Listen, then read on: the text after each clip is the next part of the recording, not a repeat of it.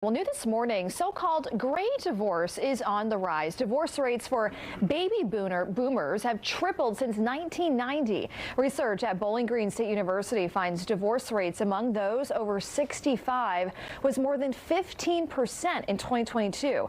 It was only about 5% in 1990. So we're going to bring in Colette Fair. She's a licensed marriage and family therapist and also a relationship expert. We love having her here on Good Day Orlando. Thanks so much for coming in again this morning. Being here. Thank you. Okay, so this topic is so interesting to me because I feel like now that you put stats behind it, I'm actually not as surprised because I feel like I have seen this a little bit more. Yep. Are you surprised by that? Not at all. In fact, many of the couples who come into my office, other people are surprised by this, but are in their 50s, 60s, and even 70s. And I think there are a couple of reasons that gray divorce is on the rise. One is that there's a reduced stigma against divorce at this point. It's been decades that so many people, at about 50% of marriages, end in divorce.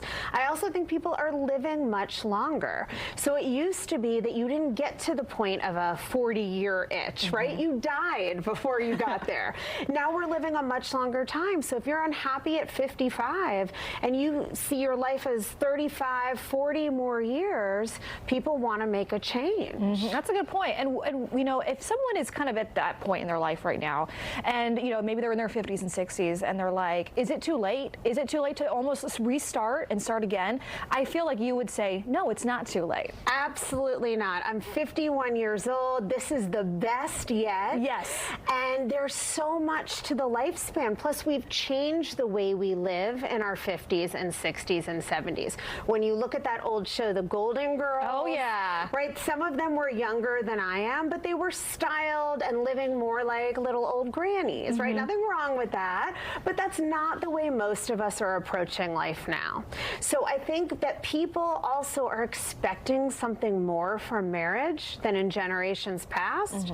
Emotional fulfillment, intimacy, and closeness. And so if a marriage has gone on for many years without that, some people are saying, I want more. Yeah. And I think maybe talk to a little bit about some of the things that you can do now in your marriage to maybe not head for a gray divorce, because me and you were talking about this during commercial break about kids and when couples are married and maybe, you know, there were some rocks in the beginning, but they have kids and kind of silences, I feel like, maybe some issues until the kids are gone, they're off to college, and then they're looking at each other like, uh-oh, now what? And they might head for a divorce. But maybe there's someone out there that's like, I don't want to get to that point. Absolutely. What's your suggestion? So I like to call, people talk about empty nest, but I like to also talk about empty marriage.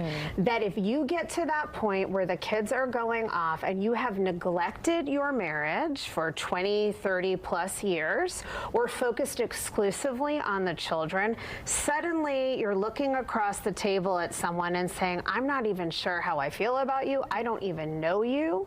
So putting a lot of energy and intentional investment into the marriage along the way is what's important, because the real cause of divorce, you know, people talk about financial differences, infidelity, growing apart. Certainly that's true, but all roads lead back to emotional disconnection.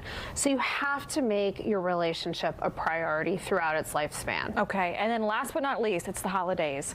And, you know, there might be some families out there that are trying to navigate through this new, you know, chapter of their life, whether it's their parents are divorced or they're headed for that point.